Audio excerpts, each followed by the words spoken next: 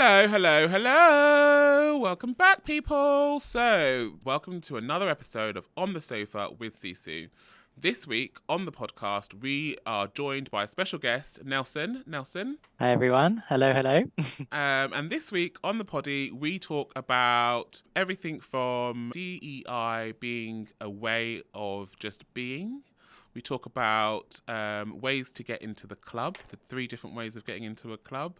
We talk about differences will be your greatest strength. It's something that Nelson shares with us. Great story, so get into it. We also touch on some word on the street about wheelchair access and teachers striking. And it's a very interesting conversation this week with our special guest. Get into it, people. Enjoy.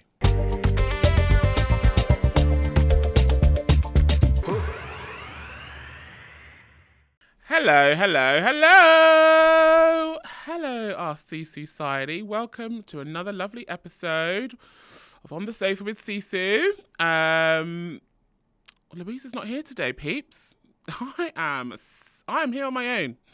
I am lonely. I'm so lonely. Louise is unfortunately not with us today. She has her prior engagement. No, she's not able to make it today to the studio. So I am recording on my own. But very luckily have a lovely guest, who I'll introduce in a minute. But normally at this stage in our poddy, I'll ask Louisa, how was your week? And Louisa will tell me all about her week. But so instead, I'm going to ask myself, Ola G Day, how was your week? My week was really good. Thank you for asking.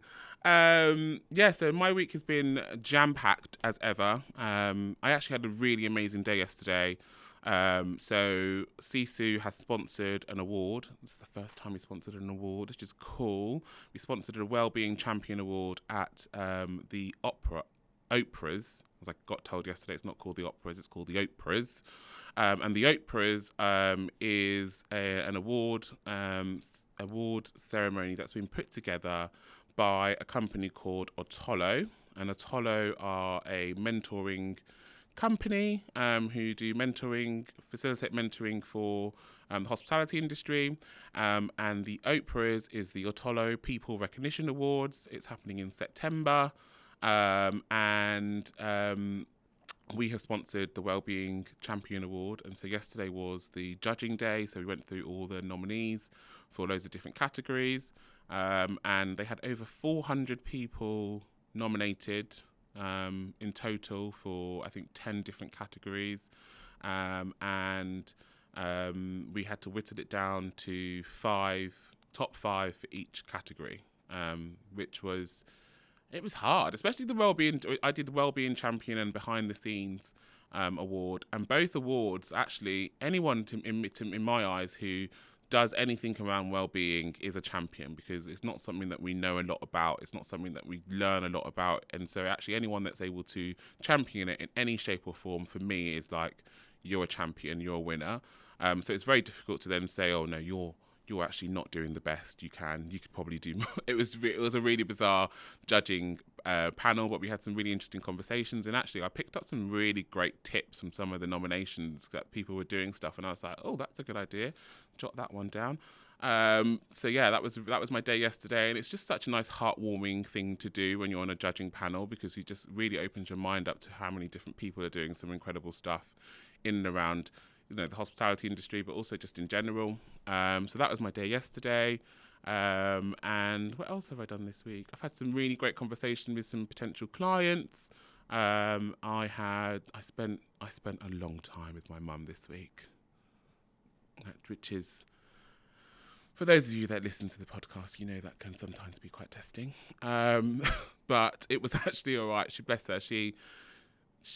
As parents get older, you realise that they stop being parents and they start being your little kids, and you have to look after them. And so my mum called me one day and she's like, I've been asking you to look for a holiday for us. We want to go on a cruise. And I was like, I'm not your travel agent. Like, you can call a travel agent, you can email them your full-on details, and they will find you a holiday. But last time they went on the cruise, I curated their cruise for them, and they had the best time for their 60th. They're now going to be 70. So they want to do exactly the same thing again. And Mum wants to use the same budget that she had then to go on a cruise now. their budget then was £3,000, I think. And she was like, I was like, how much do you want to spend? She's like, yeah, just like 3,000, 3,000, like for 10 days to the Caribbean, maybe, or Canada, or India, or anywhere in Asia. And I was like, yeah, I feel like you. And oh, no, wait. And we want to fly only business or first. I was like, okay, love. Hold up, mum. Cost of living crisis. Have you heard of it recently? And she was like, no, I don't think it should be that expensive. Anyway, so they spent 3 hours going through loads of different options for loads of different cruises, which was fairly entertaining to be part of. Left her with 6 options, but I didn't realise it was going to take me so long. I thought I'd show her like the website and how to use it, and she would just go off and do it. But she actually wanted me to go in, cost every single cruise up, find the hotels, find the flights, and have her write it all down so she can then present it back to my dad like a little presentation. Which was that was my week, everyone. My week has been dynamic, interesting, and very, very funny. So yeah. That's that. But today I am joined by Nelson Derry. Allow me to introduce Nelson. So Nelson is an esteemed figure in the realm of culture, diversity, equity, and inclusion. As the global head of Aesop, Nelson holds a pivotal role in fostering an environment that embraces and celebrates these vital values. Nelson's influence extends beyond the workplace, as he is also a best-selling author of the renowned book Rise of the 2020 Leader, which delves into the intricacies of leadership, culture, inclusion, and high-performing teams. One of Nelson's notable attributes is his talent for storytelling, which I absolutely love. It captivates audiences with his narratives that shed a light on the power of diverse perspectives and the importance of inclusive leadership. With each tale, Nelson inspires readers and listeners alike, igniting their curiosity and the desire for positive change. Nelson's exceptional contributions have not gone unnoticed. His dedication and expertise have earned him prestigious accolades, including recognition from the Financial Times and Empower, who have named him among the top 30 future leaders in both the UK and in the US for his remarkable efforts in advancing workplace inclusion. Nelson is a true visionary, driven by his passion for cultivating inclusive cultures, empowering leaders, and creating environments where every individual can thrive. Through his groundbreaking work and captivating storytelling, Nelson continues to shape and inspire the future of diversity, equity, and inclusion. Welcome, Nelson. Thank you so much, and thank you for that rather generous introduction. And it honestly is such an honor to be here with you. I know we've had a number of conversations and shared perspectives and values. So I'm really, really, really looking forward to getting into this. So thank you so much for having me. No, thank you And so love much. your week, by the way. What a week you've had. Jeez. Like honestly, here I was like, Blimey, how am I supposed to follow that? My weeks are But always really, really interesting. I sometimes it gets to the end of the week and I'm like, God, you've gone from here to there, but it's been fantastic. It's been great. yeah, yeah, yeah. It's amazing. But And how was your week? um my week, so it's coming to the end of kind of the school term actually. And so usually with the what comes with the end of school terms is sports day. Mm, Sports day for the kids. yeah. And with that the parents race Yeah, I've heard about this. All my friends that have said comes through. this. Yeah, do you know what? It's really, really interesting because when the parents all line up, they forget that they are the ages that they are, and they didn't go through the whole thing of stretching beforehand. Yeah. But it is not about participating, it's all about Winning. winning. Yeah. And honestly, in the parents' relay race, there was scars and blood everywhere because No. literally you'd have these parents sprinting their hearts out, some of them pulling hamstrings, others diving as they're getting to the end and skidding across the grounds. And I was looking at this whole thing thinking, oh my gosh, these people are reliving their childhood. And this is absolutely not about participating. It's about, the winning that counts. So, I mean, that was just that the vision that's going to stay with me forever. It was just absolutely brilliant. Um, but this week has been good. I've had my cup refilled by speaking to some really good friends and kind of colleagues and people who kind of really fill my cup and I get Mm, wisdom from. And I was just thinking about your kind of what you're talking about from a well-being perspective. And I certainly have tried to get better at surrounding myself with people who when I walk away, I feel more energized, I feel lifted up, yeah, versus sometimes the people who might, or the yeah. situations that might bring you down. So this week has definitely been a lot about kind of refilling my cup, which is good. So it's got me to a good place I love that, for refilling this your cup. conversation. I'm gonna definitely start thinking about. I think every so often you need to refill your cup, especially in this space that we're in, that we are constantly Mm, working in, because your cup is being drained or taken out of constantly. So you have to find ways to refill it, and actually surrounding yourself with people that are able to, gas you up is also a great way to refill your cup. But also just people that are able to question and ask you the right questions and tease things out of you. I think so. I think you're right, and it's such a multifaceted role, right? Mm, You're ranging from big heady strategy through to influencing without authority. But a lot of the times it's about individuals reaching out and sharing, what they're going through and sharing their challenges. yeah, Um, and every time, if you're going in there with positive intent and to really empathize, then it takes its toll yeah, it after does. many months, after many years. And so I think recognizing that and protecting your own energy to make sure that you're able to serve you're able to serve for a longer period of time is really, really important. And so part of that for me is there's many things that I do, but part of that for me is actually the people I surround myself with, Yeah. and just making sure that they help me see perspective. Mm, Because I'm sure you can empathize. A lot of this work that we do sometimes is very invisible, mm, and it's good, but not good enough because the work is never done. And yeah. so I think the well-being of us as practitioners is also just something that's I think is important. It is. It really is. And I think Mm. when I really started getting into the nuts and crannies of this work and actually started to Mm. really feel an impact on my well-being, that's when I went and I looked for a counselor or a therapist, because I thought it was Mm. really, I needed someone to talk to that wasn't in my circle about the stuff that I was dealing with on a day-to-day basis, and without any sort of like judgment or questions or whatever. And I found it really useful just having someone to talk to externally about Mm. some of the stuff, especially when I was in the heat of the moment when all the stuff was going on. When I first started at Turtle Bay, there was a lot to deal with, and actually, Mm.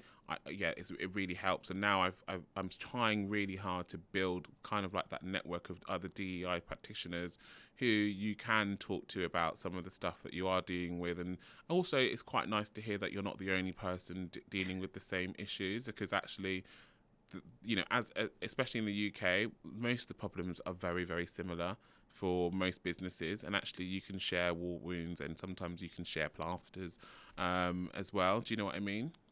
Yeah, 100%. And actually, that really brought it home through our conversations, actually.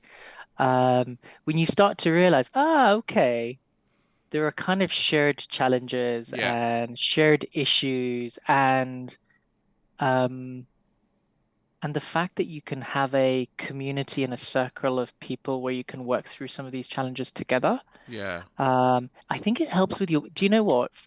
Aside from just from a well-being perspective and be able to to kind of share the conversation. I think it also helps with your blind spots as well.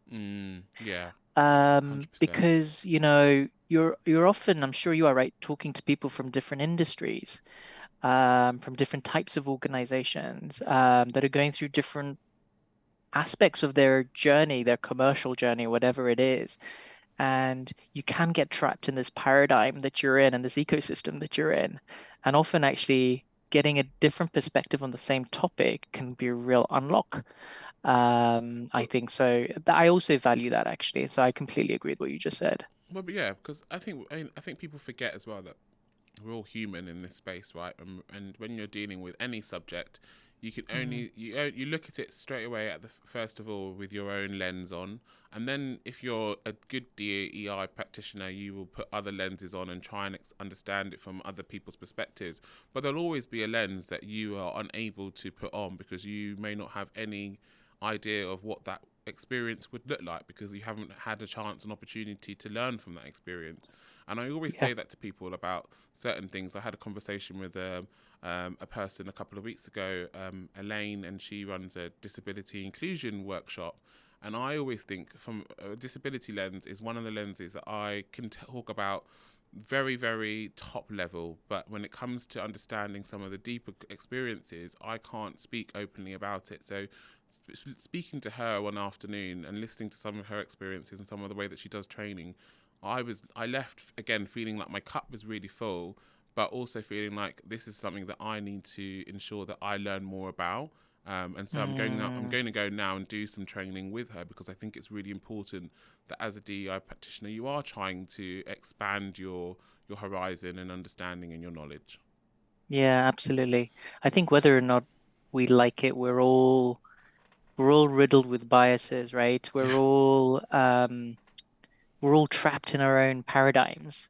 Um, and that's often not by design. No. It's the environment that you're in and the people you surround yourselves with and so forth. And um, I like what you said because, I think part of self-growth is actually proactively leaning into spaces and areas where you're not quite sure and you're not Mm, quite comfortable and but going in it with humility, with positive intent, yeah. I think is a really, really important starting point. And also realizing that actually, you're not expected to have all of the answers. And Yeah. that's okay. And actually that's okay, And that is right? okay. Yeah. And Yeah, yeah. I wish everyone would understand that we don't have all the answers. And it's okay that we Mm. don't have all the answers, but I'm more than happy to go out and find the answers or get someone else in to explain the answers, but I can't answer everything and you can't answer everything because we're humans. 100%. Yeah. Yeah, and there's so many layers. Mm. So many layers around this around Yeah. this topic and it's evolving. And so yeah, I completely agree. I completely agree. I feel like we've jumped into the conversation before we've even done our icebreaker, but Mm. it's fine. I feel like today's episode, peeps, is gonna be it's gonna be different. It's gonna be wild. It's gonna be random. Just go with the flow. But I will do our icebreaker, which is I've got a question for you. The icebreaker question is: who was your favourite teacher in school, and how did they impact you? Sorry, I was just choking on my juice. Yeah, clear my throat up. Um, excuse me. So this probably wasn't scheduled in for the podcast. Is your guest dying on it? No, please don't. I have to switch the cameras off. So, um, my favorite teacher was a guy called Mike Potter. Mm. Um, and if we get a chance through this conversation, I'd love to get into kind of where I grew up and so forth. But Mike was both a geography teacher in my primary school, but also a PE teacher. Mm. And I grew up quite humbly in Kenya, and he would be the guy who um, I loved to play the piano, but didn't have a piano at home. And so he would open up I guess the music room before Mm. school started, so I Mm. could go in there and tinkle around with the piano and teach myself how to play the piano. Mm. He would be the one who, after school, because I loved sports, would uh, stay with me and play football with me or play cricket with me or keep the equipment open for an hour just so that I could engage and Oh, do those nice. things. Okay. He was the person who just really truly went above and beyond Mm, as a kid. And if I'm honest with you, kind of made up for a lot of the things which I actually missed out growing up on. But right. yeah, he's a real inspiration. Oh, wow. Love that. Love that. Great answer. Um, I actually wrote this question, and then as I read it just now, I thinking I don't think I have a favourite teacher, so I don't know why I've put this in because my answer would be I didn't enjoy school, but if I had to pick a favourite teacher, I would probably say the one that stood out the most would be my food technology teacher because it was a Mm, subject that I really was able to I guess excel in. And I found my passion for food and for cooking, and I think it was probably at that point when I was doing food technology for my GCSEs that I realised that I really wanted to open my own restaurant and I wanted to be a chef. And so I guess if it wasn't for her, maybe not have found that passion as much, or refined some of those skills. So yeah, and baking was a huge part of our final exam, and I now love baking. And I love making mm, cakes. And I remember for my project, my final project, we had to make like a signature like celebration cake, and so I made. Which is weird because I always feel like in my head when I was younger I didn't have the best relationship with my father, but I made a Father's Day cake, which wow. only just clicked in my head now, which is weird. I'm on a journey as well, everyone. I'm on a journey. But I made a Father's Day Burberry shirt and tie cake. So it was a shirt, like a folded up shirt with a Burberry tie and a Burberry shirt. And I made that as the Father's Day cake. And I still remember it. And I thought, when I finished it, I remember thinking, oh my God, this looks incredible. I wish I had pictures of it. But it was incredible. And it really made me feel like I knew what I was doing when it comes to baking. And now I think as the years progressed, I've just got better at baking, and I really enjoy it. And I love making cakes, and I love making celebration cakes. And I've made several for my friends and my friends' birthdays and stuff. So yeah, maybe my food tech teacher had a larger impact than I thought she did. Wow. Do you know what? There's something about food that just brings people together. Yeah. Yeah. You can be from whatever culture, whatever background, but food is the thing that really ties people together and ignites conversation. So if I was to come around to your place and you had to bake a signature dish, what would that be? Oh, it really depends on the type of time of year, to be honest, and Mm. how I'm feeling. And if I'm feeling lazy, my thing that I moment that I continuously bake for everyone, I think everyone's starting to get a bit fed up of it, is a cookie dough pie. Oh, sounds good. It's Sounds very good. calorific, but I love making it because it's easy to make, but also it gets such a huge, like, everyone's face is like, oh my God, like that looks ridiculous, and I love that. I love that kind of like reaction. And basically, it's like cookie dough with whatever filling. So depending on who you are, I'd ask you before, like, what's your favorite chocolate or what's your favorite biscuit, and I'll fill it in the middle with the chocolate or the biscuit that you like, and then it's got cookie dough on top, and then it's got loads of like caramel sauce, salted caramel sauce, chocolate sauce on top. But Oh, it's one of those things where you only really need to have a little tiny slice before you feel a bit sick. But yeah. it is like a one of those oh my God moments when you see it. Yeah, you eat with your eyes first, don't you? Yeah, exactly. Yeah. Gosh, I don't think I'd be having a small piece. I think I'd be devouring the whole thing. So you better make enough for four. I'll have to make some for you one day. But yeah, so thank you so much for doing the icebreaker. So this is now the part of our podcast that our lovely listeners and viewers will know well. It's called What's the Word on the Street? And normally Louisa and I will sing it, but I'm going to just sing it on my own today, peeps. What's the word on the street? Word on the street, word on the street, word on the street, word on the street. Insert here, James. What's the word on the street? Word on the street, word on the street. Thank you. So this is where we just talk about some of the things that are going on in the world, and we have a person on the ground, and we call man on the ground, person on the ground, and they help us just to pick out some of the headlines. And the first one is that we've been sent is about the pay pain isn't over. About the government was suggesting that the public sector pay settlements above 5% would add to inflation pressures, and this was despite the fact that it was still equated to significant real-term pay cuts, and public sector settlements do not directly add to pricing pressures. So on Thursday, the government accepted settlements of up to 7% across the range of jobs as recommended by the pay review bodies. I don't know if you've been following the strikes and stuff for teachers. And I know there's been loads of strikes: the teachers, the doctors, the nurses, post office, everyone. Yeah, I've definitely experienced. I've definitely with kids seen some of the teacher strikes. Yeah, for sure. So I think they've now come back and said that the teachers can now get a 5.5 or 6.5% increase. The teachers had actually put in for an 8.5% increase. But the government came back earlier on this year and gave them another percentage, but said it would come out of the current budget. And now they have come back at 6.5 and said that it won't come out of the current budget. It will come out of their own funds.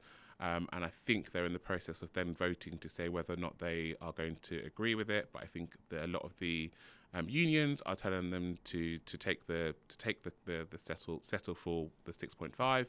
And I was talking to my partner's a teacher, and I was talking to him last night about it. And I think the frustration obviously is that they want to continue to fight for what they deserve, but the flip side is when they strike, they don't get paid, and as the teachers don't get paid a lot of money, if they're striking twice a month, that has a huge impact on their pay packet at the end of the month, which then also means that a lot of teachers then decide they can't do the strikes, so then they opt not to strike that day and go into work, which then doesn't actually have the impact that it needs to have in the schools or in the society today. So it's like a real catch-22 situation. So I feel really sorry for them, but I think it's good that the government has offered to make sure it doesn't come out of the current budget. I don't know what your thoughts are on the matter. Yeah, I mean, as I haven't been following it too deeply, but one thing I'd say is, as a kid, there's a couple of I'm generalizing a little bit, but there's a couple of really, really important people early on in your life. One is your caregivers and your parents, and the other is your teachers. And we can never underestimate the impact and the influence that they have on the next generation. Yeah. And really just see that, acknowledge that, and they work incredibly hard. Yeah.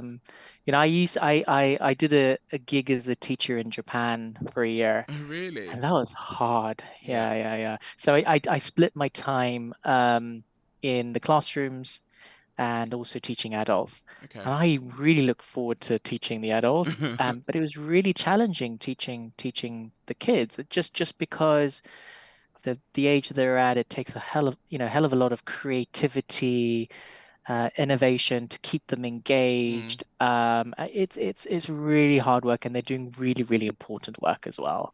And so that's what I'd say is, I think it's really important that we kind of recognize that and see them, and make sure that they're also rewarded, accordingly. And I think I was having the conversation with Sean yesterday, and he can get very passionate, as you can imagine. You've seen Sean on the podcast; he's been on here before, so you've seen his passion. But he gets very passionate about the fact that they don't get they don't get what they deserve, and I don't think people recognise that it is hard work. And when people think about teachers, they think, oh, it's an easy job because they only have to work from 9 till 3 or whatever, and then they get 12 weeks off a year and blah blah blah. But I listen to some of the things that happen in the schools where Sean's working, and some of those kids are going through a lot of difficulties at home. Some of them have learning difficulties. Some of them are very neurodivergent, and their parents have no idea how to deal with them. And so teachers are a far cry from what they were when we were in school. They are now your teacher, your counsellor, your parent, your dietitian. Like, they do so much more than just teach. Yeah. And I think it's sad that we haven't given them the I guess the acknowledgement for that hard work, because your kids are in school 6 hours a day, 5 days a week. It's a long time that they're in school, that 100%. they are being looked after by someone else. And actually, some One, parents don't even really acknowledge the teachers or even thank them at the end of the year. And it is a bit of a thankless task, to be honest. At one point, I wanted to be a teacher, and then I dated a teacher, and I was like, actually, I'm okay. mm, No. yeah. No, you're right. And it's interesting because we were sort of drawing parallels earlier. I'm not saying it's exactly the same, but sometimes, well, too often the work is invisible Yeah. and it goes unseen. All you see is classroom content delivered. Mm, What you don't see is the little conversations happening hundreds of times throughout the year. Um, the character building, the shoulder to cry on, sometimes the person to guide that particular individual. You're right, it takes a special kind of person to be able to do this kind of work, actually. it really does. It really, Mm, really does. So that was mm, the first bit of news that I saw that I was like, oh, this is interesting. Another bit of mm, news which I haven't actually read it properly, but the headline was, I was like, this is interesting, let's dive into it, was a wheelchair user was trapped in Reading flat after the lift broke down. And a wheelchair user has described being trapped in my own home for almost a week due to the lift being out of action. Jamie said he had not been able to leave the second floor flat in a block in central Reading since Saturday. It left him unable to go to work and caused him emotional distress. The property management company responsible for the flat said the lift was fixed on Friday after delay due to sourcing a spare part. And this just goes back to what we were talking about earlier about, we're not seeing and understanding the experience of other people and understanding the knock-on effect that something like that can have on someone's life. So obviously mm, Jamie is in a wheelchair, was a wheelchair user, and without the lift, there is no way that he can get to work, can get to the shops, can do anything. And it really, and the reason why I wanted to bring it up is just because we were talking about the different lenses, and I think I always call upon people to try and empathise with what the experiences that other people might be going through, because I think sometimes we do sit in this silo of just like, oh, it's just a lift, just people can just use the stairs. But that's because we're able to use the stairs, and so it's so easy to come from a place of privilege and just go, well, they can just use the stairs, it's not that difficult. And that mm. I wanted to bring it up because I think a lot of people don't think outside of those kind of silos, and it's important that we start to all think about other people's experiences, what other people might be going through, how our actions or inactions can impact those other people around us. Yeah. And I think empathy just doesn't just happen, No. right? I think you need to work at it. You need Mm, to like intentionally work at um, this first being a behavior that you do, and then when you repeat it enough times, you get the compounding effects of it being a habit, and then it scales, right? And I mm, just think um, I use the word intentionality a lot, which is if you don't intentionally make something first of mind as a first principle in the way that you're thinking about it, mm, things like how are you designing a store, how are you designing a building, how are you thinking about the consequences of something going wrong is not a first principle. And so therefore you get trapped in your own paradigm in your ecosystem. You don't think of other people, mm, right? So it's kind of like, how do you create a system around you that forces you to think about it as a first principle. And if you don't have the answer and you have blind spots, to actually invite other people, yeah, right? Other people with different perspectives and experiences. And if you're going to be designing something, a building or whatever, it's sort of like, who are the people that this is going to serve? yeah, And what are their experiences going to be? And what are their barriers and challenges going to be? First principle question. mm, And if we could, and I constantly have to remind myself to do that as well. Um, you know, but I think that is, yeah, that's it. That's really, really important. And just as you described the headline in the paper, like these are the consequences. This is an individual who's been further restricted yeah. in the environment that they're in, which is really is unacceptable. It really is. And yeah, so I just thought I'd bring those two articles. There was loads of other stuff Thank you. that our man on the ground sent, but I mean, I'm not going to go through them all because I think we've got a juicy conversation to get into. So I want to jump straight into just getting to find out a bit more about you, I guess. So I'm going to start off by asking you just to share your personal journey and how you became interested in the field of culture, diversity, equity, inclusion. Yeah, yeah. Listen, so as I said, I grew up in Kenya. Um, I was raised by a really incredible woman, super entrepreneurial. The words courageous come to mind as well. And she also happens to be my mom. She raised my brother and I, by herself. And we, particularly in the early part of our lives, grew up in let's just call it the humble part of Nairobi. Okay. And we lived in a single room, which is not too not much bigger than the dimensions of the room that I'm in right now, if I'm honest Yeah. with you. But what I'd say is what we kind of missed out, my brother and I, my younger brother and I, missed out on perhaps the material things were definitely outweighed by the love, the life lessons, Mm. the kind of the creativity, the entrepreneurialism of our mum. Um, but I want to take you to the age of 6 years old. Mm-hmm. That's how old I was, and my mum had this big vision, and this big vision was, you know what?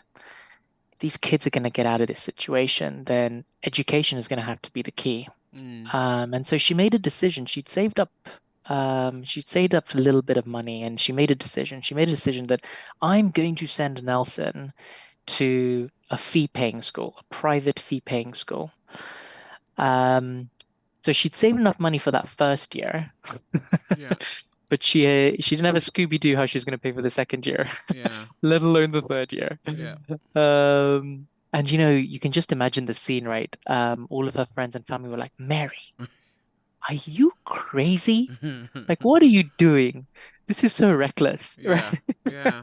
Like, this is just so reckless. How can you do that? Like that, this is the wrong thing to do. But she was determined, like she's a determined woman and had this vision. So anyway, she sits me down, right? And she goes, listen, Nelson, I have some good news for you. You're going to be going to this new school. There's going to be loads of fantastic facilities. You'll be able to pursue your passions in sports. And it'd be a really cool school. But she said, I also want to tell you that you're going to be walking an hour to school and Mm. walking an hour back. And a lot of your friends are going to be driven in fancy cars, by their chauffeurs or by their parents. You're going to visit your friends' houses one day, and they lived in beautiful, beautiful houses. I knew where I was. They'll talk about their holidays, and I hadn't really been on a holiday. Yeah. But she said something at the end, and she said, "But I want you to remember, Nelson, that your difference is and always will be your greatest strength. Oh. Say Um, that again. your difference is and always will be your greatest strength." Your difference would always be your greatest strength. Wow. Yeah. Wow. And as a 6-year-old, you're like, yeah, okay, mum, get me to school. Whatever.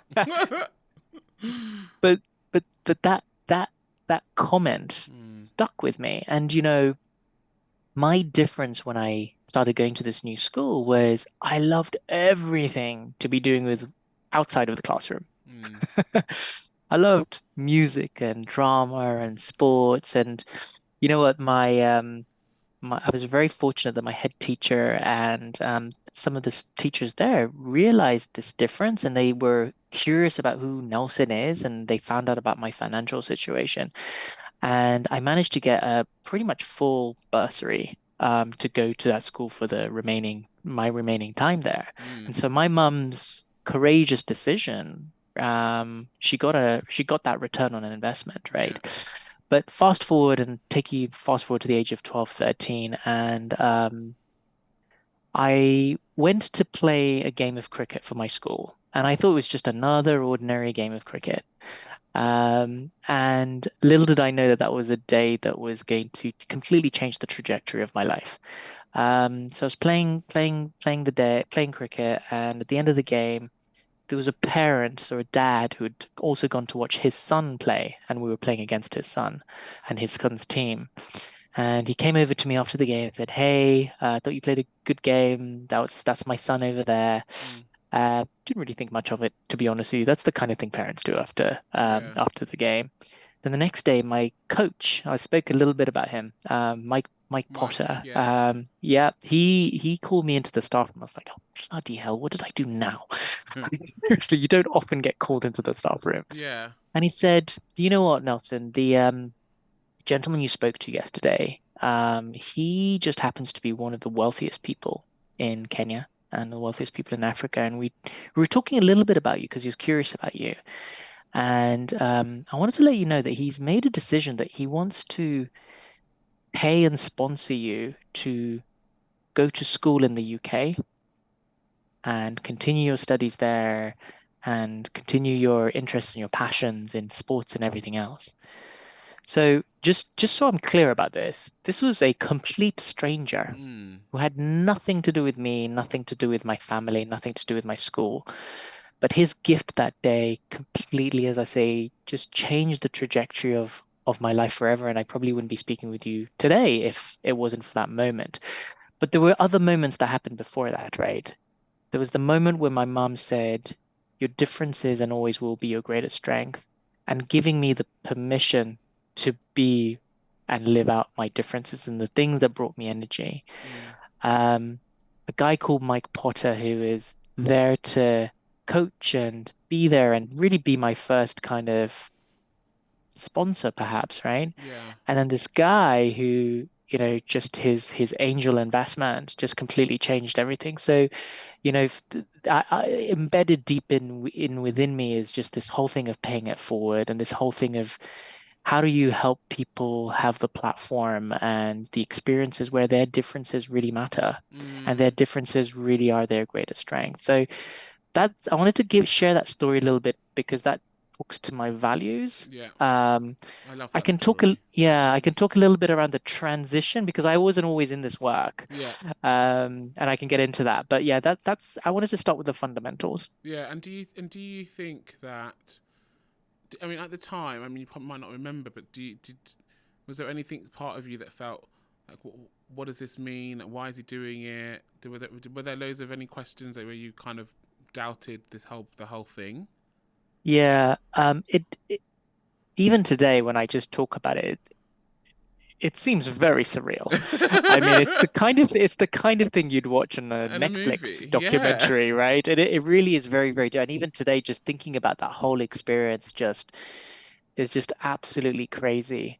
Um, and I do remember just speaking to my mom and thinking, this is super unbelievable. Who is he? Mm, Why yeah, does he want to do this? yeah. Um, and then because he was quite a public figure, it was very easy access to understand who he was. And Right, this okay. was just a guy who was very philanthropic, Right, very generous, and really kind of leaned in when it came to the community. yeah, He hadn't done this kind of specific scenario before, yeah. but that was certainly the way he showed up. And so then you're like, oh, okay, It kind of this makes this sense. this is a real thing, and it kind of makes sense. But I agree, it was a very, very unusual thing to happen. Wow.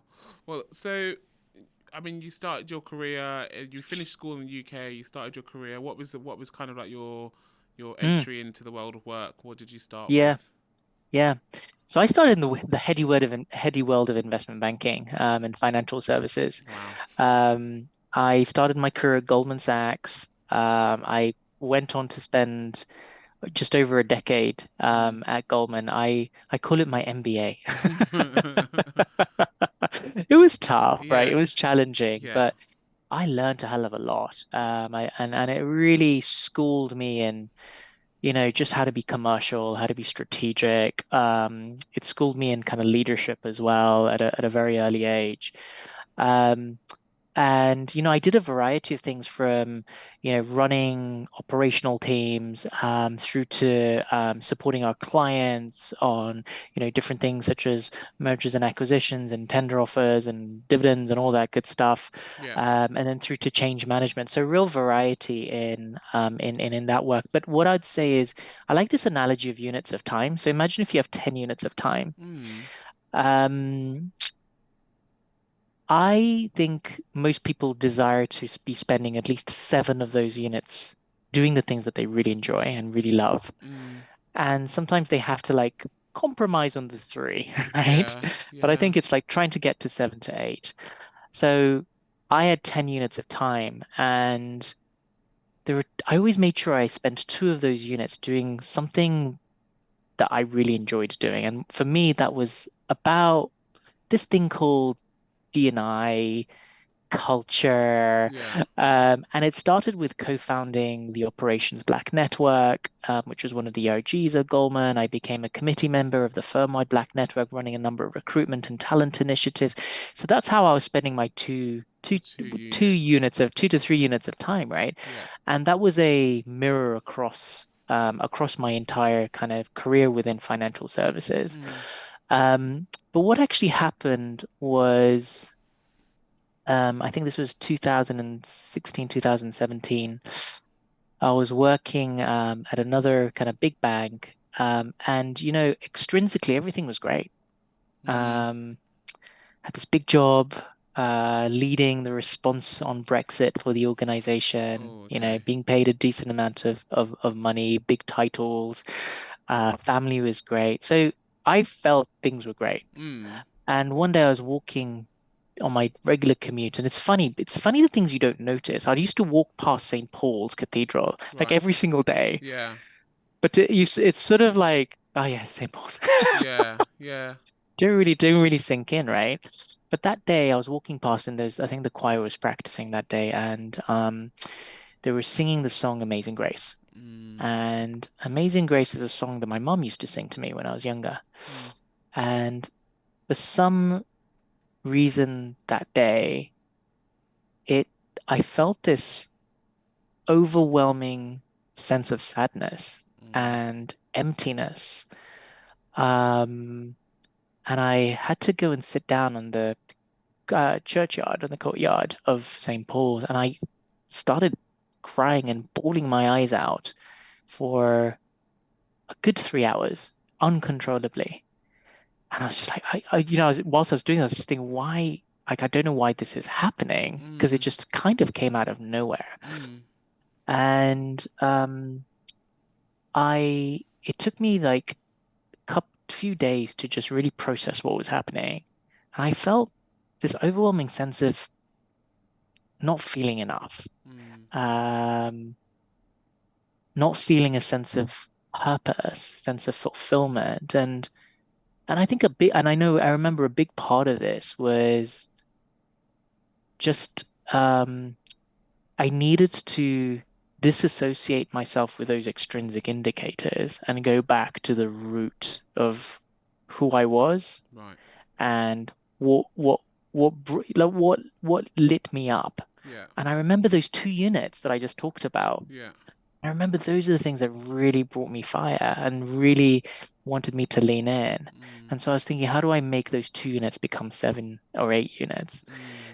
And so I made a decision. I made a relatively bold decision. I remember thinking, okay, if I want to get into this work, I am going to be competing with other people who've been doing this work for 10, 15, 20 years, right? Yeah.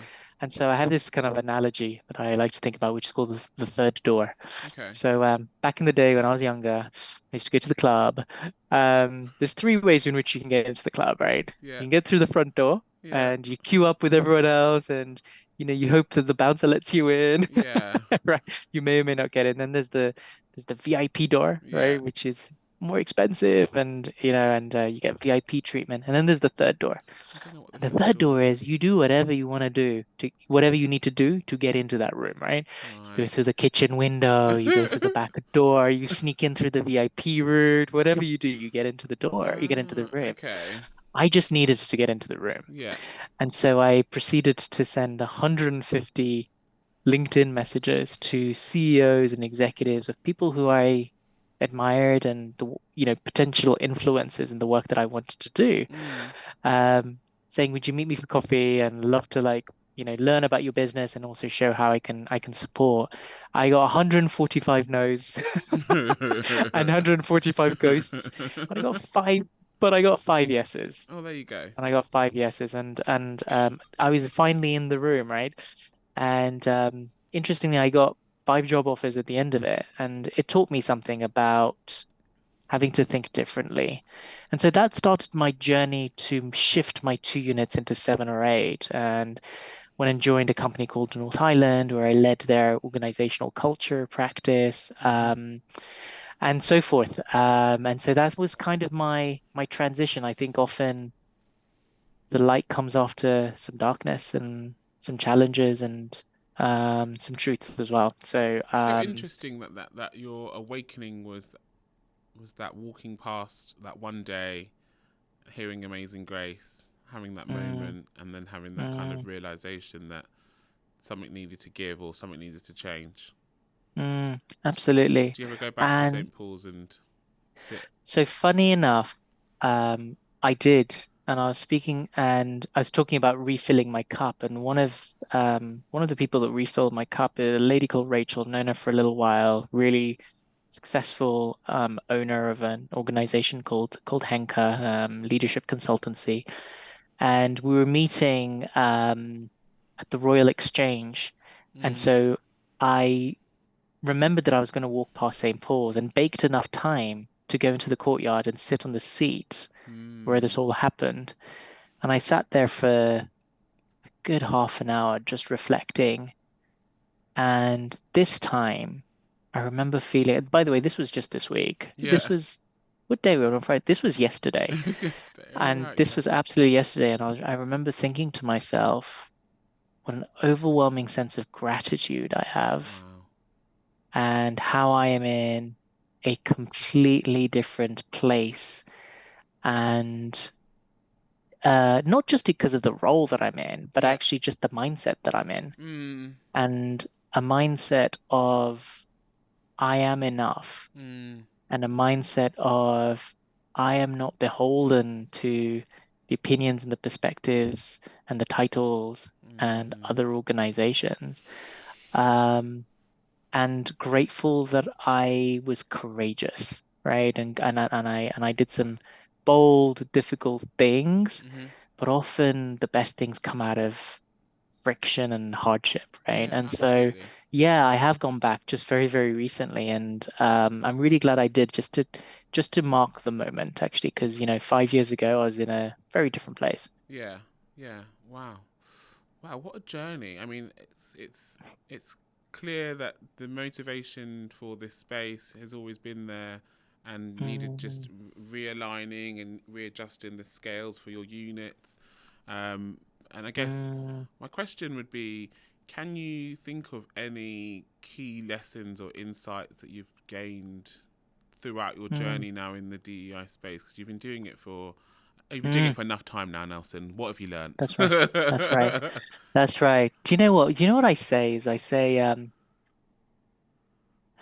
diversity, equity, inclusion, justice, belonging is not a project. It's a Mm. way of being. Oh God! Can you make that into like some sort of poster so we can put it in every single office around the Yeah, world? That it's not a project. It is a way of being. that's right. That's right. And it's a God. mindset shift. Mm.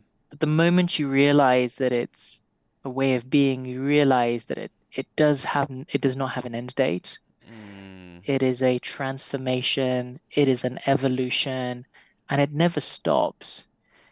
And so therefore, it always needs to be front of mind. It always needs to be infiltrated, integrated within everything that you're doing. It needs to show up in all ways.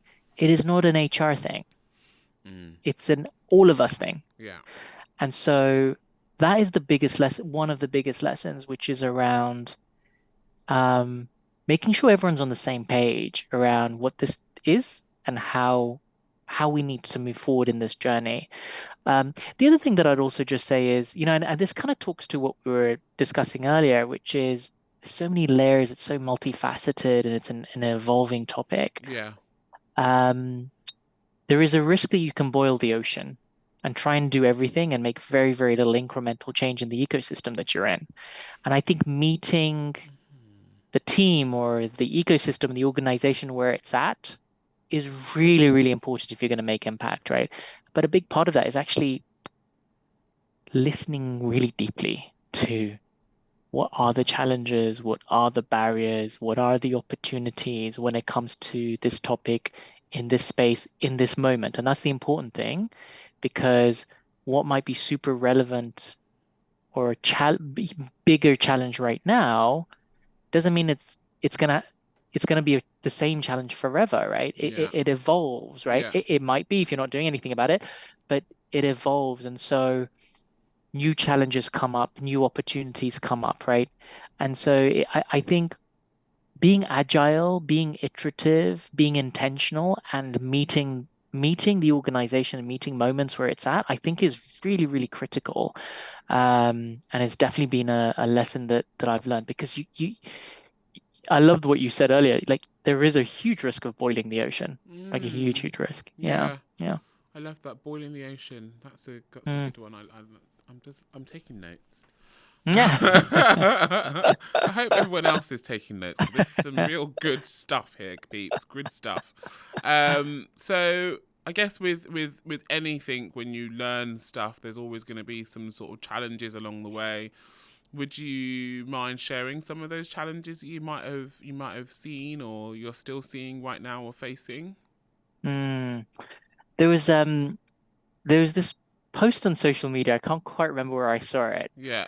And I'm gonna try and describe it, but it was these two cartoon images standing side by side. Mhm. And so I'm going to try and describe it. So the first image was this individual sitting in front of a bunch of people and a bunch of leaders, Mhm. and then asking the question in speech bubbles, who wants change? Mm. And everyone's like putting their hand up, right? And they're like, yes. And the speech bubble says, yes, we want change. We want change. And then the next image says, who wants to change? And no one puts their hands up. Mm. Their hands are down. And I think some of the Mm. biggest challenges that people have to overcome is inclusion starts with I. Mm. Inclusion starts with I. And so if you want to see change, you have to be part of the change that you want to see. Mm. If you want to see change, you have to be part of the change that you want to see, which means that you have to show up. You have to educate yourself. Yeah. You have to lean in. You have to be intentional. And so I think that's sometimes a big challenge that many practitioners face, which is I think there's a willingness for change to happen, but it becomes a you problem. Mm. It needs to be a we problem Yeah.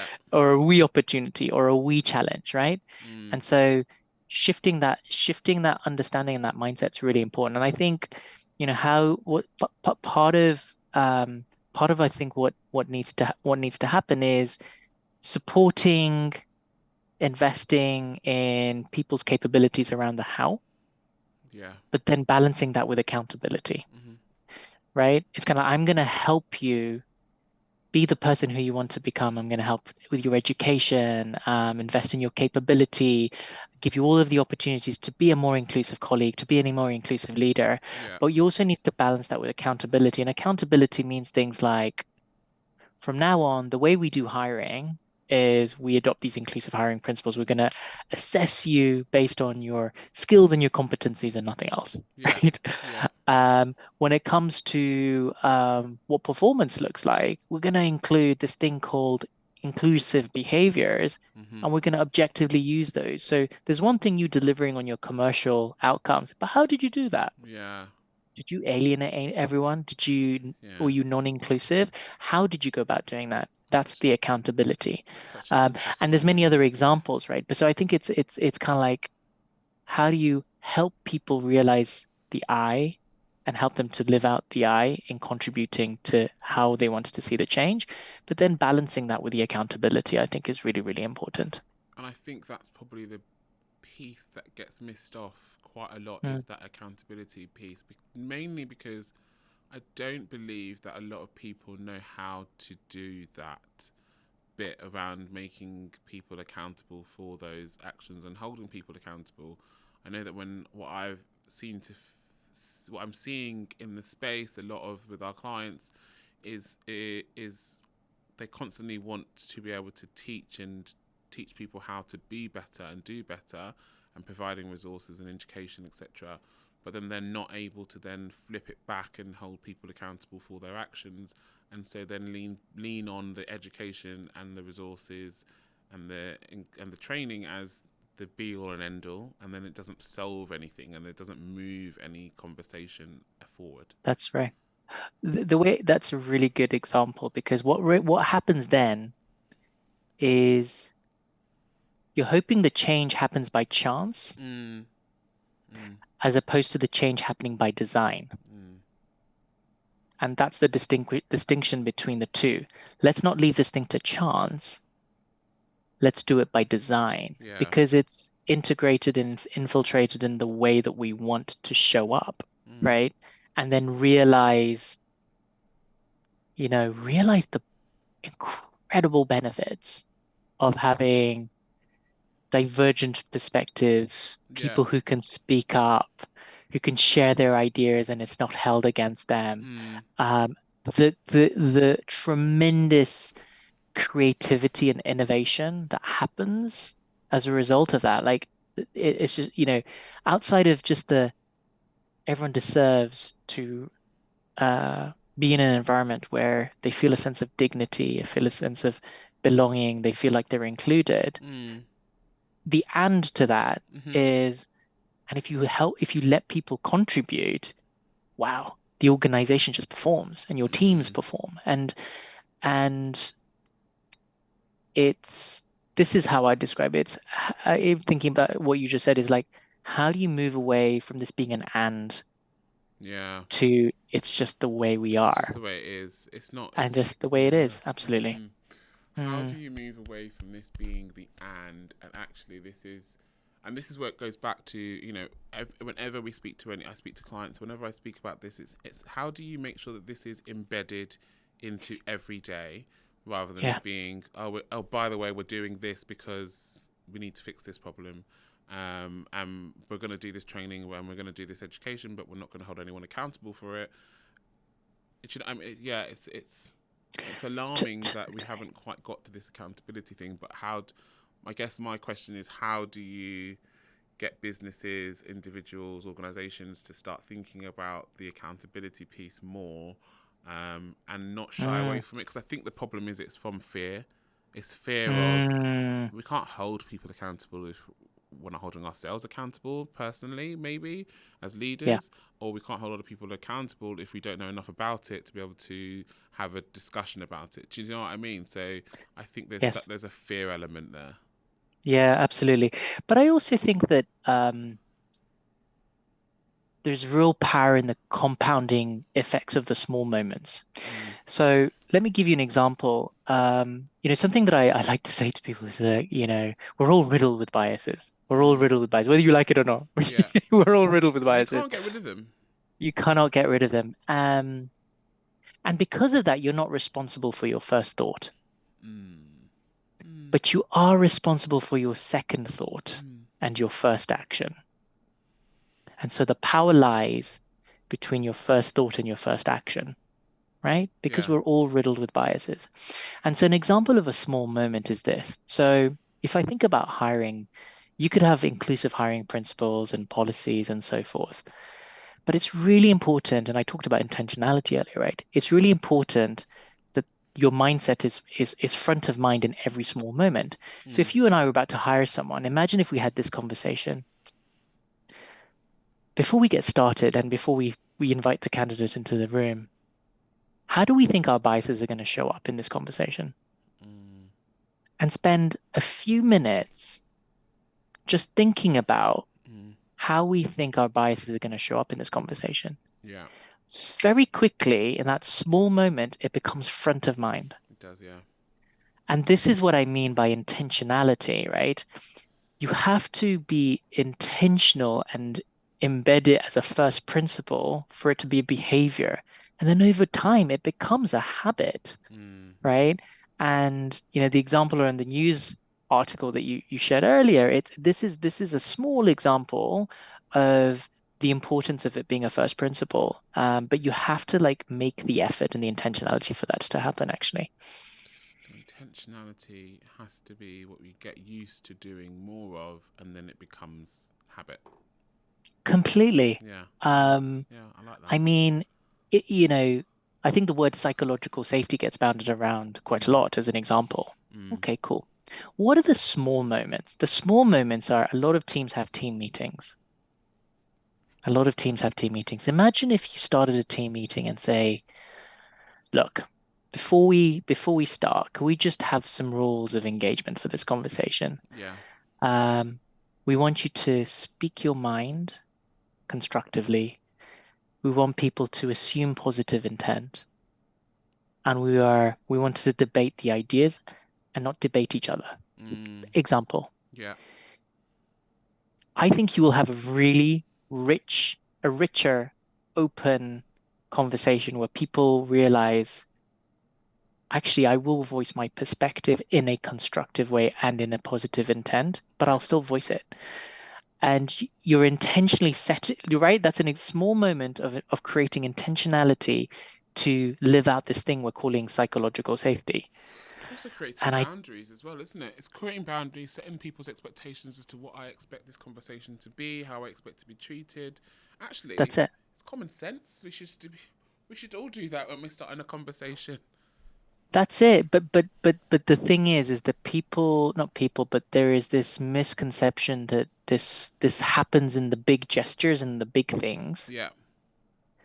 And I guess I'm trying to draw people back to the small moments. Yeah, and that's the thing as well. I think when people think about any of this work, it's all big picture stuff. It's actually you have to sometimes bring it back to the small Mm, moments. And I always say to people like, let's not try and change the world tomorrow, because actually we can try and have these small, minute moments that eventually they'll all add up to bigger moments in the bigger picture. And before you know it, we've changed the world. But you have to start with those small moments first.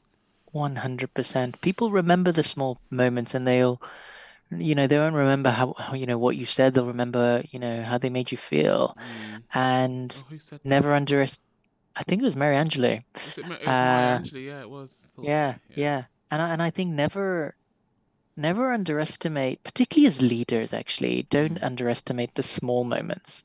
Mm. Don't be afraid of them and don't overthink them, but be intentional about them. Yeah.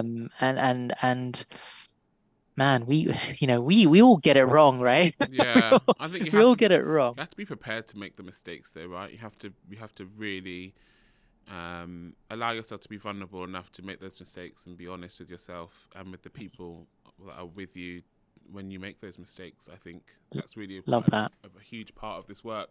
One of the Love that. questions that I wanted to ask you, because people always talk about the work and how hard it is, and but actually Mm, there are some really big rewarding aspects of doing this work. And I think you talked about it earlier about paying it back from from obviously from your childhood and stuff. And so mm. talk to me about some of the rewarding aspects of the space, and in particular the impact that you've made, and what it stands for and what it means to you. Yeah, yeah. I don't want to move away from the topic of the small moments, and I think this applies here actually. Because a lot of the work we do, as we discuss, is invisible, Yeah. or it's not seen, or actually some of the work you're doing is you're laying the foundations for the future, actually, Yeah. right? So you never always get to see that. Don't get me wrong, our responsibility is to ensure that you're able to measure progress and accountability, etc., right? So you see it in the macro, Yeah. but I'm talking about the micro, and for me,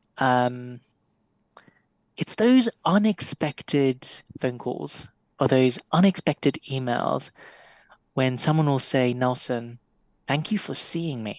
Mm, That is the fuel that gets me going mm, because it reminds me that the reason why we're doing this work is because it actually affects an individual, a person, a human being.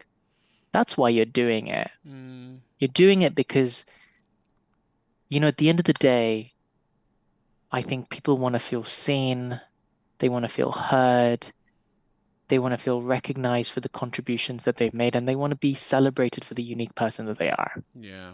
Uh, do you know what's so funny is that I think I've said something similar to what you've just said recently about when asked, what's rewarding about this and like how do you continue Mm, doing it? And I always say it's when you get that one person that calls you or pulls you to one side, and we get it a lot when we do training, especially when we do like smaller groups, and someone comes up to you and says, I didn't think that I was going to get anything from this, but I have, and thank you for allowing me to see myself in a different lens or understand a different mm, perspective because it's going to now make such a huge impact for me or for my team. And those are those mm, moments, those small, minute moments that I think when you go back to a board and you tell them and you're trying to explain the return on investment, it's really hard to quantify that someone tell me that they felt seen. That's how you've got your return on your money. But and it is it's one of those small little moments that makes such a huge impact because we do this work not to touch or change thousands and thousands of people's lives at every conversation. It's if you're able to touch one person's life and make one person feel seen or valued, that is better than no one at all. And actually, that means that that work has already 100%. paid itself off. Yeah, that's beautiful. I love the way you said that. And actually, in the example that you gave, it's a beautiful thing when a mirror is held to someone and they choose to look into it. Yeah. Mm. Um, and sometimes actually it's about holding it up several times and they eventually look into it, and that's a win. Yeah. Um, especially when it comes to people with influence, Mm. because I always say when you're in a leadership position, you're a cultural steward, Mm. and the impact of what you say and what you do is amplified 10x It is. to Yeah. everyone else in the organization. And what you do is you then give other people permission to do the thing that they have a gut that it's what's in their gut is the right thing to do. Yeah. And you inspire others to do things differently. It's a, always whenever I think about leadership, it's not a weapon to be wielded for self-preservation. It's a Mm. gift to be shared in the service of others. Yeah. Um, and if you can share this kind of this movement of being more inclusive and so forth, I think it's a really powerful thing. And obviously, these minute moments are really quite rewarding.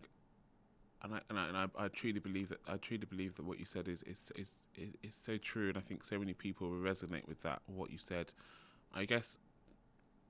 How do you measure the success of the work that you do on a day-to-day basis, or how would you recommend for people out there to measure the success? What metrics should the people use? Yeah, I think being data driven and insights driven is really, really important. Mm, And I think being kind of very focused and what are the metrics they're going to be able to measure that focus is really, really critical. So whether that is about representation. So if you've got a commitment to certain representation by a certain period of time, then, lean into the demographic data within your organization, right? To be able to understand whether or not you're making progress, and then also the things that are going to help you to get to where you need to get to. mm, um, Looking at things like pay equity, whatever the case may be, use the data to inform whether or not you're moving in the right direction. And I think it's important to also understand sentiment, mm, right? What are people's experiences of inclusion? What are people's experiences of belonging, right? And so look, there's lots of different ways you can do it, such as engagement surveys. But I also think there's real power in the smaller, intimate conversations which are leader-led, Yeah. where you truly get to hear and understand on the ground what people's experiences and perspectives are. Um, the other thing that I'd just say is, when it comes to things like engagement and engagement surveys, is where you can to be able to dive deeper.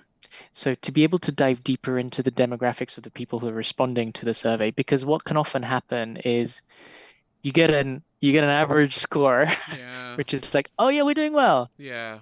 And then when you look at the experience Of of individuals. certain communities, Yeah. you're like, that is not how they're experiencing it. Mm. And so, um, we talk about layers, and I think layers are important, um, because a lot of the work we do is the most marginalized in society. Yeah. Like it's the barriers that show up, and the challenges I, I, are al- often higher. Yeah. I also think as well, like it's about understanding not just the layers, but the intersections within those layers. Because I Mm, think people forget that we're not all we're not one-dimensional people. We're not, and this is something that I know that if Louisa was here right now, she would pipe in and say, the one thing that I think I would love to see less of is being people being put into boxes and categories. I do think mm, that that's one of the main problems that we have as a society is that everything is we put everything into a box, into a category, mm, and actually people aren't in boxes or categories because people intersect so much. And I think that's right. understanding the experiences of people and their intersections at that point and within your business will help you understand where some of the pain points might be and where some of the advances could be made to make sure that those people in those intersections feel that they are seen and included, because I actually think that the intersections are where people get forgotten the most because we're so busy dealing with those individual boxes. So important. And couldn't agree anymore. And often because of the intersections, the challenges are compounded actually, because of that. Um, someone once said to me, hey, the way I like to look at it is we might all be playing the same game, Mm, but a bumpy pitch is not the same as a smooth one. yeah, And so for some people, they're playing on a smooth pitch, and for others, there's potholes, yeah. there's mounds, there's mountains, there's blurred lines, and so it's not an equal game. No, no, it's And not. so and so you're absolutely right. And so when it comes to intersections as well, like those challenges can sometimes be even more pronounced. Yeah. Um, this is a bit of a throw a spanner in the works. I'm just Mm. curious to find out what do you find what aspect of the work in this space do you find the most enjoyable, or do you just enjoy it all?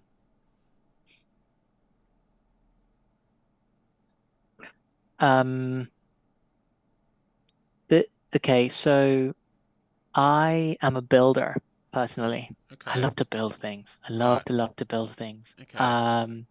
So if you give me a blank canvas where we need to build something and create and innovate, Yeah. and particularly when it comes to the topic of how do you create those experiences for people where they can thrive and not just survive, Yeah. they can belong, not be excluded. Um, Really, which by the way, as you know, right, these are really difficult things to do because you're Yeah. talking about humans Yeah. and every human is different, Yeah. right? It's so hard to But understand exactly how you can do that without really getting to the understand each individual human within that business or within that organization. completely, because Yeah. it you need to understand behavior. Mm. You need to understand strategy. You need to understand influence. You need to be able to run a program. You need to be able to lead people. You need to be able to hold a mirror to people's face. Like there is a lot that goes on in this work. Yeah. Um, and I absolutely love the look back Mm. to say we started on a black with a blank canvas and now look at the movement we're in because this work never ends, right? We'll look at the movement that we've made and the progress that that we've made. Mm. And those small moments, you start to see those small moments of thank yous become a little bit more frequent, Yeah. right? Yeah. And I love this work because it's so multi-dimensional. Yeah. And for someone who likes to create and innovate and try to find the innovation in the intersections, Mm. like it's a really exciting thing. But I mean, I couldn't say that without also saying it just really drives me and is really aligned to my purpose Yeah. around, unlocking those opportunities for other people. Mm. There's nothing like filling your cup when you're working towards that mission. But, like we've said it before, it's not easy. It's hard. I mean, I think there's a reason why the average tenure of a DNI practitioner, I think last time I read was like 18 months, Yeah. or 2 years, because it takes Toll. its toll on an individual. And so I think we need to talk more about well-being and setting up those change agents for success, Yeah. to be able to drive the change that people want to see. Okay. Yeah. Mm. What Yeah. what what what what lights your fire? I'm What s- what makes you I'm excited? actually a bit similar. Mm. I'm creative, so well, I used to think I'm creative. Um, I like creating stuff. I like being given a problem and going away and thinking about Mm. how to solve the problem, or at least how to put things into place to make the problem better. Mm. I love creating training. Like I do actually enjoy creating DEI training. I love thinking that. So a lot of the stuff that we do at s2e9 is through activity based training. So rather than it just standing in front of a presentation, it's more about actually let's get an activity in to bring something to life so that people can Mm. understand it through games or something like that. I Mm. like thinking about how to do that through activity. I like creating those kind of activities in those moments. Mm. I do also I just really enjoy talking. Like I think there's a power, and I think that's why I like some of the stuff that you post, because there is such a huge power of storytelling, and I love talking and unlocking those different stories with different people and bringing those stories to the forefront of other people that potentially don't get an opportunity to hear those stories. And Mm. I think I've started to find that that's really my calling and something that I'm passionate about. Mm. Is about those storytelling, because I think there's, especially like when I start to, a lot of the time in our training sessions or our workshops and stuff, I talk a lot about my experience, and what things that I've kind of been through and things that I've learned, and people still to this day are alarmed by some of the things that happen in the workplace, for certain, marginalized communities. So I think there is definitely a need for more stories to be shared, Mm. about the Mm. experiences that, aren't so good in the workplace. And Mm. I think I'm Yeah, good at that. you do that beautifully, by the way. You're an incredible storyteller. Really? Um, Thank you. and yeah, and you know what? You listen really intently. Mm. You were listening really I'm so intently. I glad just this from is. our I'm so conversations, glad this is from our recorded. yeah, probably maybe you're pretending to, but no, I'm you do, so you glad do. that this is recorded. I'm gonna play this back later on to my partner and be Yeah, like, exactly. I listen This is intently. official. It's official. I This is listen official. intently. Yeah, but definitely, I think it is one of your superpowers. Okay, thank you. Hmm. Hmm. I'm now going to have the biggest head. This is going to be amazing. Thank you so much. So my question that I'm going to end on is, which I think I tend to ask most people that come on as a guest, which is like, what Mm. advice would you give individuals or organisations looking to enhance their commitment to the DEI space? Where should they start? Who should they reach out to? Those kind of things. Like, and also to tag on to that, how do you learn more about stuff in this space as well? Yeah, I back in the day, if you'd asked me the question, I'd be like, this book, Mm. right, or it's this specific kind of individual training courses, which are still relevant and important. But the and to that is, um, the conversations that I have, the people and the community that I surround myself with, and the thought leaders in that. So I think about people like Jonathan Lamptey. I think about Joe Abeyi. I think about Shireen Daniels. Like these are thought leaders that are sharing really powerful perspectives through conversations, but also through what they're sharing things like LinkedIn and on social media, and it's really thought provoking. And what I love about it kind of for me triggers me to discover more. Like, okay, let me learn more about that bit. And so I think that's my that has been my muse when it comes to kind of just learning more is how do I make sure that I'm leaning into the community and the thought leaders in this space and what are they saying and how are they talking about it and how could they challenge my thinking?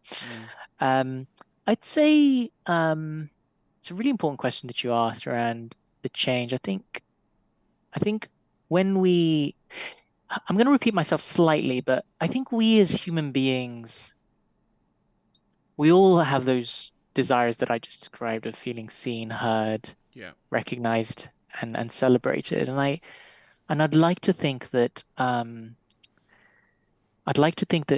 we also want to extend the same experiences to other people. I think that, that we want to have that positive intent for other people, but we are all trapped in our own paradigm. And sometimes people don't realize that their experiences are not exactly the same experiences as that person that's sitting next to you. Yeah. And so, um, leaning into learning and understanding and becoming more aware that people have very different experiences to you doing exactly the same thing, that the challenges that they're going through are very different to your challenge, and the barriers are some potentially higher depending on who you're speaking to. That's a really important starting point because you use the word empathy, and I think the better we can lean into being able to help people to empathize, Yeah. the more we can start the conversation about the change that needs to happen. Yeah. And I love what you just said as well about storytelling, and storytelling is such a powerful way to create that empathy. Yeah. Because everyone can associate and resonate with stories, right? Yeah. And you can use stories, really use storytelling to your advantage. Um, but the one thing that I'd just say is, and use the word vulnerability, right? It takes a lot of vulnerability to share your story, Yeah. especially when it's a challenging one. And what you don't want to do is um, misuse and take advantage of that vulnerability by not doing something about it. Yeah. Because you get And because you get yeah, people that then open up and they show their vulnerability and they share their story and they tell you about situations that that could do with being sorted or fixed or solutions being found, and then you don't do anything with that information. That person won't want to share their story again. that's completely right. That person then doesn't feel seen, doesn't feel heard, doesn't feel like their story is even valued, and then has a knock-on effect to their well-being. So it's very dangerous territory if you don't do anything with that information. Definitely. And it's unacceptable to ask somebody to relive their trauma. Um, and so I really, you were talking about rules of engagement. Yeah. Like all of this stuff can't happen by chance. It has to happen by design. Even things like inviting someone to be vulnerable, there needs to be rules of engagement around what is this going to look like and what are we going to do about it? And make that, and make that commitment. So to the question that you're asking, I think that really leaning into how do we create more empathy and then lean into how do you ensure you create the right commitment. Those are two really, really critical ingredients. I love that. I love that so much. I mean, we could talk forever about this stuff, about this. I mean, I haven't even got into some of like the more juicy questions that I really want to get into. But some of our listeners will be like, just keep going. Well, listen. But Louise will be Oh, like, bless stop you. talking. So I think I'm going to round it up there because otherwise we will go on forever. And I'm conscious of time. But thank you so much for that. And I think there's been some really great pieces of information that people can take from that conversation and really help drive some change within their businesses also just thinking about where to start, and how to start and how to do it properly and do it safely for the people that work within their businesses. And also, even if you want to not doing it within a business, because I always forget that not everyone wants to do it for a business. Some people are trying to make changes for themselves, and actually, some people are doing it individually. So, if you're as an individual, there's some people that Nelson mentioned that you should probably go and follow and listen to, because you can learn so much from just being on social media and following the right people and listening to some different perspectives around the world that we live in. But yeah, thank you so much for that conversation. We're going to jump into our quick fire questions, and then we'll end on our manifestations. So I've got a few quick fire questions. You just have to say the first thing that comes to your mind. It's really simple. Go for it. Go for it. You are 100 years old. You have all your faculties. Where in the world would you want to be? Kenya. Nice. Lovely. Never been. It's on my list. It's on my bucket list. I need to get to Kenya. What's your go-to snack? Peanuts. Is it? Peanuts? That's so healthy. It's become such a habit now. Like literally, I'm a bit hungry. I'm going to get some peanuts. Salted or non-salted? Definitely salted. Yeah. There's something indulgent about it, and I'm obsessed.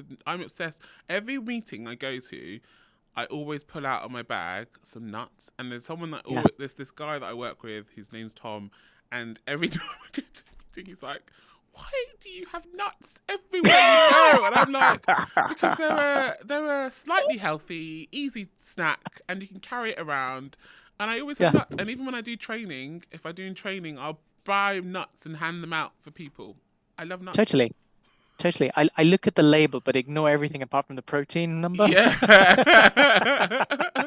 I'm here for the nuts. I am here for the nuts. What's your superpower? Influencing without authority. That's Yeah. good. That's Yeah. And I think I feel very blessed that I get to be doing the kind of work that requires that quite a lot. Yeah. What does bravery mean to you?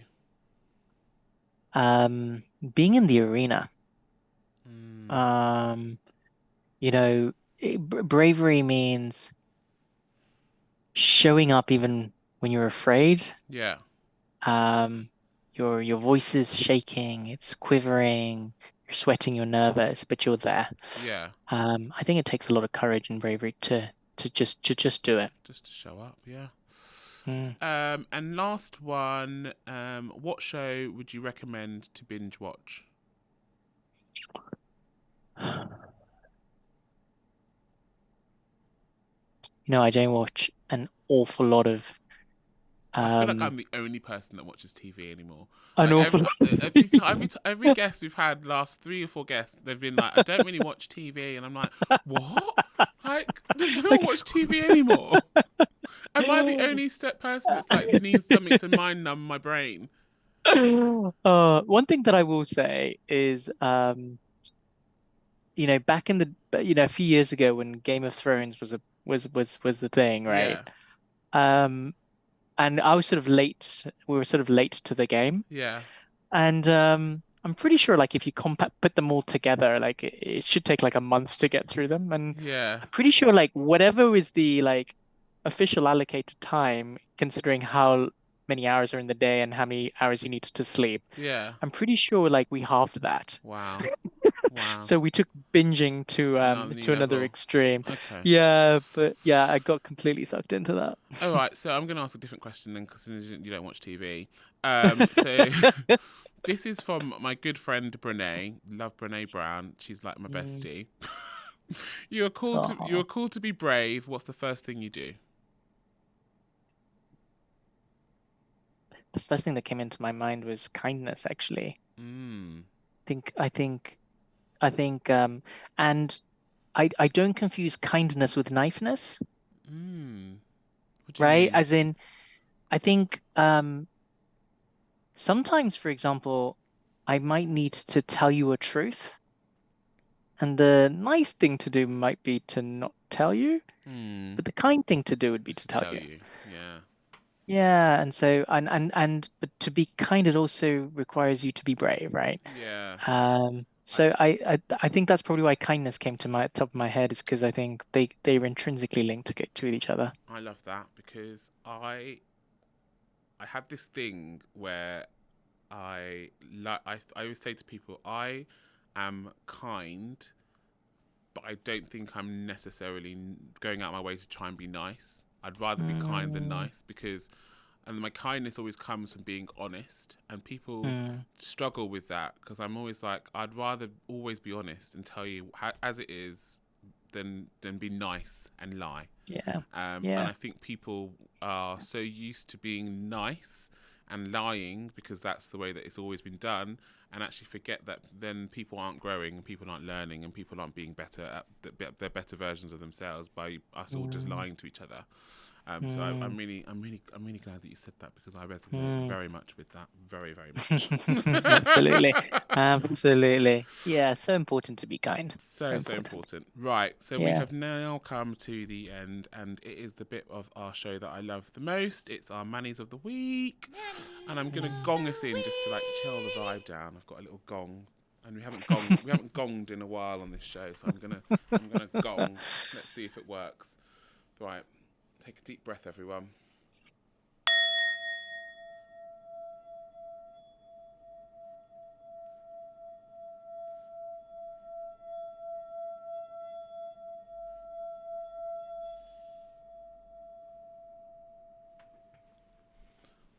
I did it. Proud of myself. So my manifestation this week is to believe in myself.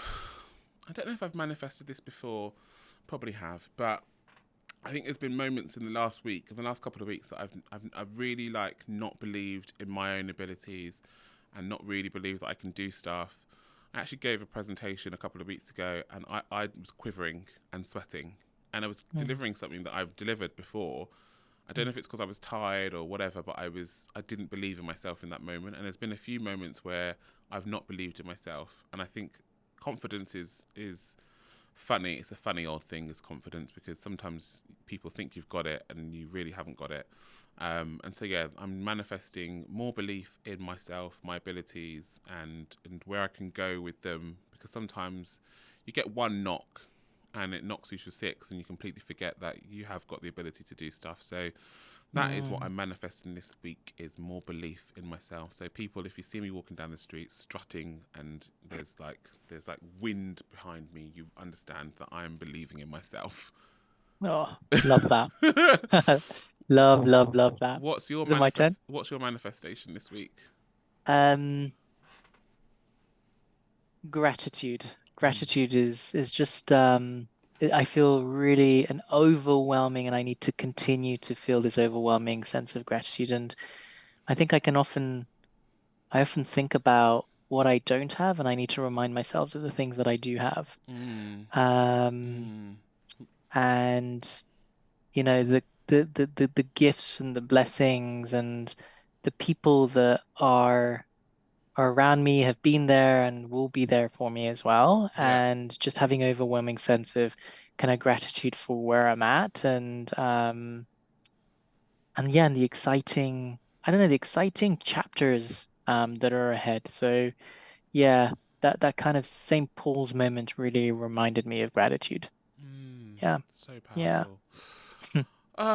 Well, we've come to the end of the road, peeps. Nelson, thank you so much for joining me, or on this conversation. It's been wonderful. I've learned so much. It's been very cathartic. It's been very therapeutic. I Mm. do feel like my cup is replenished already for the week, so I'm ready for the week ahead.